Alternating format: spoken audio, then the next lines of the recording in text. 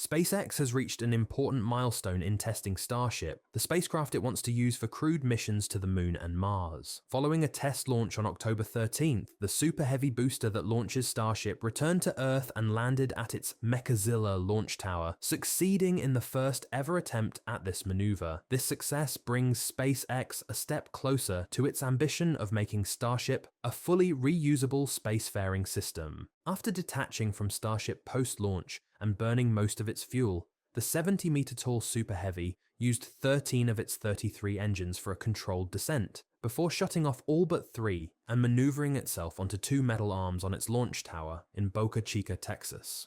The whole process, from launch to landing on Mechazilla's chopsticks, as SpaceX has dubbed the arms, took 7 minutes.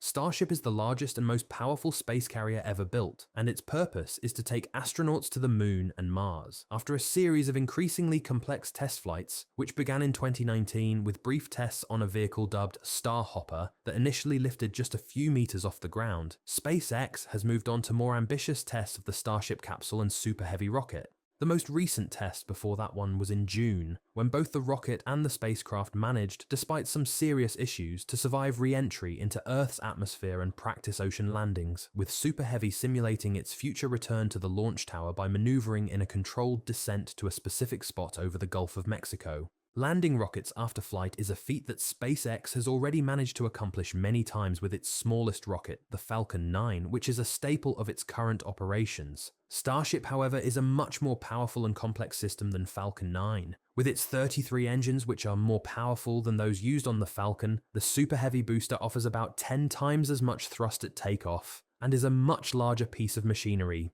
making the landing feat more difficult. Although SpaceX is still in the testing stages with Starship, the aim is to use Super Heavy and Mechazilla Tower to avoid having to build new rockets for each launch, thus greatly reducing the cost of launches and consequently making them more frequent. Rapid reuse will be essential if SpaceX wants to reach its goal of dramatically reducing the time and cost of getting cargo and people into orbit and to deep space. The ultimate aim with Super Heavy, SpaceX CEO and founder Elon Musk told CNN, is to return the rocket to the launch pad within minutes of its return, allowing the vehicle to take off again once refueled in as little as 30 minutes after landing. So among the leading space agencies closely monitoring SpaceX's every move, none are more significant than NASA, the largest aerospace organization in the United States. With the launch of Starship's Flight 5, NASA was once again the first to respond to SpaceX's spectacular success. But what exactly did NASA declare about SpaceX's historic first midair Starship catch, and is NASA becoming increasingly dependent on SpaceX? As with previous launches, shortly after the successful and flawless catch of Starship Flight 5, Bill Nelson quickly congratulated the whole SpaceX team. Congratulations to SpaceX on a successful booster catch and 5th Starship flight test today. As we prepare to go back to the Moon under Artemis, continued testing will prepare us for the bold missions that lie ahead, including to the South Pole region of the Moon and then on to Mars. This congratulation was more than just words of praise.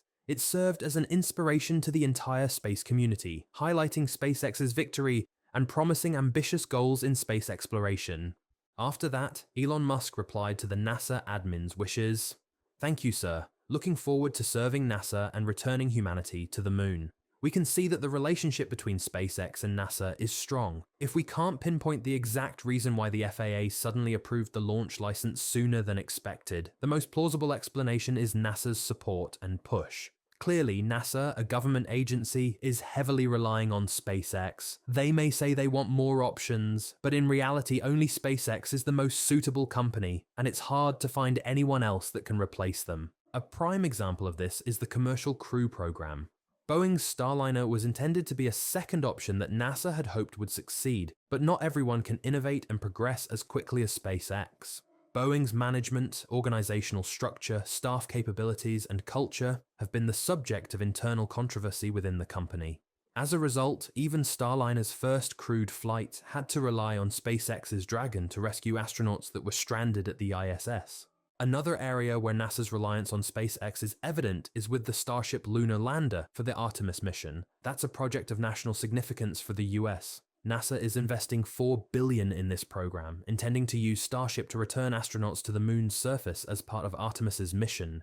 The agency wants to explore the Moon's south pole, which has rugged terrain with mountains, craters, and low-angle lighting, requiring spacecraft to land in very precisely identified areas. NASA has already identified 13 flat locations near resources like water. But would NASA be so reliant on SpaceX if Starship were just a lunar landing system? Of course not. While Starship is officially contracted as a lunar lander, everyone knows that in the future, it's going to be a key vehicle for ferrying astronauts to the moon. Why do I say this? The current state of NASA's EMIS is quite alarming. NASA's proud moon rocket, the Space Launch System, we'll call it the SLS, has been bogged down by delays with each passing day, and it consumes more taxpayer money. Alongside it is NASA's mobile launch platform, another money drainer that contractors won't be completing anytime soon. NASA's Orion capsule, meant to carry astronauts to lunar orbit, is also facing technical problems, particularly with the heat shield, which certainly doesn't meet the requirements to safely bring astronauts back to Earth. So when can we actually expect NASA to get to the moon? According to the plan, Artemis 3, which includes the HLS Starship from SpaceX, is slated to launch the year after next. However, given the current issues with key components of the mission, I find this timeline highly unlikely. It could be argued that SpaceX's Starship is the only vehicle truly capable of executing all stages of the moon landing within the deadline. This suggests that both the SLS and Orion may be unnecessary. For this reason, NASA has a strong partnership with SpaceX and may even accelerate Starship's development. Any delays in Starship's test flights could push back this crucial government project even further. SpaceX achieved a major milestone with a successful mid-air catch of the Super Heavy booster during Starship's Flight 5. This accomplishment prompted Elon to comment on X immediately after the launch. Big step toward making life multiplanetary was made today. Precise landings are crucial for future moon missions. However, despite this progress, SpaceX still faces considerable challenges before Starship is fully prepared for a lunar voyage. The journey to the moon's surface, approximately 240,000 miles away, involves a complex strategy that goes beyond just landing accurately. A key component of SpaceX's lunar mission plan is the novel concept of refueling Starship in Earth's orbit. This would be accomplished using a fleet of tankers, a procedure that demands multiple launches and intricate orbital choreography unprecedented in spaceflight history. Still, landing with pinpoint accuracy represents an enormous step forward in human capability today, so says former Canadian astronaut Chris Hadfield on X. "Makes me more excited for our collective future," he said. This success has likely eased some of NASA's concerns about the pace of Starship's development. During an October 9th meeting of the National Academy's Aeronautics and Space Engineering Board, Laurie Glaze, NASA's associate admin for the Science Mission Directorate, expressed NASA's optimism, saying they're really looking forward to the Starship flight that could take place as early as next week, mid-October. Based on comments from X, we've all been watching SpaceX. They work a little differently from traditional industry, she said. We're all keeping an eye on the progress as they continue development. NASA's concern stems from potential delays in the EMIS-3 lunar landing, which faces technical challenges, including the cold fuel transfer test required for the HLS. Of course, SpaceX needs sufficient time to refine their systems. In addition to Starship, NASA also puts a lot of emphasis on SpaceX's Falcon line for critical and expensive missions. SpaceX remains NASA's top choice. One of the standout missions this year is the $5.2 billion Europa mission. NASA awarded this launch contract to SpaceX back in 2021 using Falcon Heavy, SpaceX's only heavy lift rocket at the time. The launch was a success, marking the third Falcon Heavy launch this year. The Falcon Heavy mission was special, as it required SpaceX to use all 3 rocket boosters. In most Falcon Heavy flights, the 2 side boosters return to Cape Canaveral spaceport, while the central booster is not recovered. Although this mission did not involve the FAA's commercial launch licensing process as it was a NASA-directed mission, an issue with Falcon 9's upper stage during the Crew 9 mission was raised during the pre-launch briefing. Julia Shinman, director of NASA Science Missions for SpaceX, said the Merlin vacuum engine on the second stage of the rocket, which is the same used on Falcon Heavy, burned for 500 milliseconds after the shutdown command was issued for a deorbit burn. That half a second of extra thrust basically made it so that the second stage re-entered the atmosphere slowly outside the established zone for landing that second stage in the South Pacific Ocean, she said. On our vehicle, everything responded as it was intended. We basically commanded a backup Merlin vacuum shutdown process that closed the open engine's liquid oxygen bleed valve, that successfully shut down the MVAC engine, NASA closely followed along with SpaceX's analysis of the issue and said they were confident in the conclusions reached, but also did their own verifications to be extra sure. We partnered obviously with SpaceX because of the proximity of the Crew 9 mission of the Europa Clipper planetary window, and SpaceX brought us quickly to the anomaly resolution, Dunn said. We held our own independent engineering review board just the day after our flight readiness review, where we assessed and cleared Europa Clipper of this anomaly. This is a closely coordinated effort to ensure the safety of the whole mission.